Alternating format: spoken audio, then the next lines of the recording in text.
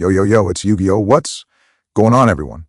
Today I'm bringing you one of my favorite decks that I play across TCG, Master Duel, and Dueling Nexus. Currently, with the revisions I have in this deck, it is only usable in Dueling Nexus at the time of this video. However, it will be usable in the TCG in the near future, and hopefully soon on Master Duel. This is yet another 60-card deck, of course, because that's how I roll. This deck can end on a full board of negations and interruptions that make it almost impossible for your opponent to counter. Our main engines we're running in this deck are Goblin Bikers, Gold Pride, P.U.N.K, and Fiendsmith. Let's get right into the deck list. First up, we have Goblin Bikers. I've loved this archetype since its release, and knew I was going to pair it with Gold Pride the second I got my hands on it. We keep this engine minimal to provide efficiency for the other engines. We run one Goblin Biker Dug Charger, one Goblin Biker Clattersploder, one Goblin Biker Mean Merciless, one Goblin Biker Boom Mock, one Goblin Biker's Gone Wild, one Goblin Biker Grand Entrance, one Goblin Biker Ground Breakout, which this card honestly could be bumped up to 2, maybe even 3, if you can find the room for it, because it's a good dodge mechanic for effect veilers and imperms. Next, we have my favorite archetype to ever hit, which is Gold Pride. These cards were a part of my first real deck I bought, and I think they're so good and have a great synergy with everything in today's deck list. We run 3 Gold Pride, Leon, 2 Gold Pride, Captain Carry, 1 Gold Pride, Eliminator, 1 Gold Pride, Rollerballer, 1 Gold Pride, better luck next time. Gold Pride, the crowd goes wild. We also run 1 Gold Pride, Start Your Engines, where our main target should be Gold Pride Leon, to summon Rollerballer from grave, or to synchro summon into Psychic End Punisher with Eradicator. Our third engine in this deck list is P.U.N.K. This engine is here to not only help our Gold Pride cards, but because of a new support card released in the OCG that basically cheats out a level 11 synchro monster, I will demonstrate a couple combos, including this one at the end of the video. We're running 3 No P.U.N.K Foxy Toon, 1 No P.U.N.K Xiamin, 1 No P.U.N.K Madam Spider, 1 No P.U.N.K Rising Scale. This is the newest card in the deck, and basically what it does is it allows up to banish 1 other P.U.N.K from hand or graveyard to special summon it, and then special summon another P.U.N.K from deck or graveyard. Putting this level 8 on the board with a level 3 tuner gets us an easy Psychic End Punisher. We also run the Trap card, which is 1 Jewelry P.U.N.K Dangerous Gabu. Our fourth and final engine in this deck is Fiendsmith. This is another archetype I've loved since the cards were first announced. I did not know how big this archetype was going to be in the meta at the time, but I just loved the style and thought it would work well with this deck. And turns out it works well with every deck. We're running 3 Fiendsmith Engraver, 1 Fiendsmith's Tract. If you want to bump this, you can. I only found I needed 1 Fabled Lurie, 1 Lacrima the Crimson Tears, not yet out on Master Duel at the time of this video, but hopefully soon. Okay, now onto the extenders and their functions. 3 Tour Guide from the Underworld. This card is a level 3 to bring out Sangan another level 3. 1 Sangan. If you have your main level 3 XYZ monsters set up, and you still had a normal summon for Tour Guide into Sangan, you should 100% link into either SP Little Knight, or more commonly Moon of the Closed Heaven, as that will get you into your full Fiendsmith combo. Sangan then can search our 1 hand trap choice, which in this case is Droll and Lockbird.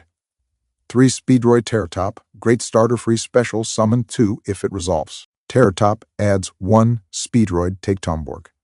We also run 3 of a new psychic monster that is very strong to this deck and a future deck that I will be making a video on. It is called Mind Procedure. When this card is normal summoned or special summoned by a monster effect, it lets you search a teleport card or add 1 from your graveyard to your hand. So this card gets our emergency teleport, which then easily gets us our P.U.N.K engine going.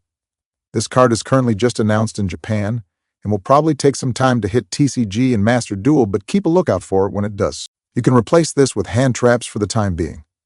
Our last extender is 1 Psychic Wielder. Then, of course, 3 emergency teleports to get our P.U.N.Ks going. Never summon Mind Procedure with E-Tele, unless you don't care about using his effect.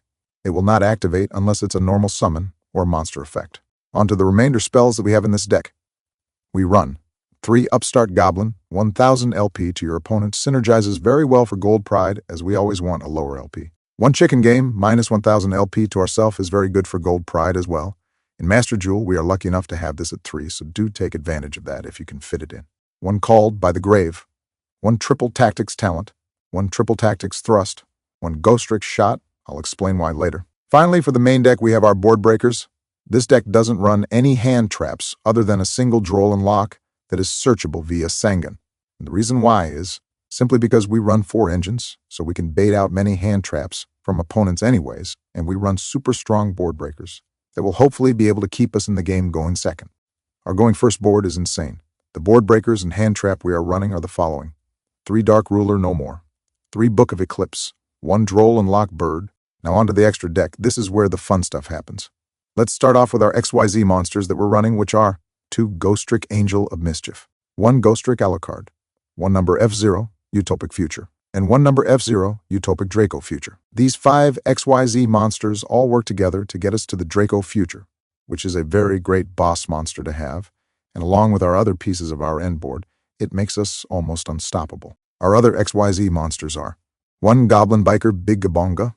We typically want to go into this first to get our combo going, and then follow up by going into 1 Gold Pride, Chariot Carry. After we've used Chariot Carry's effect, she can be used as link fodder with another extender to go into our Fiendsmith engine. Now onto our Synchro monsters. We have the following: 1 Gold Pride Eradicator. This card is extremely good to pop cards on your opponent's turn.